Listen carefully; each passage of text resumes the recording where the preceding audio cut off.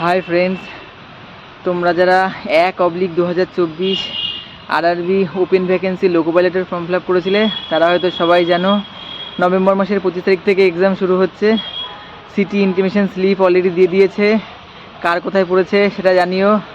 আমারও আছে এক্সামটা, আমার পড়েছে কটকে 28 তারিখে থার্ড শিফটে।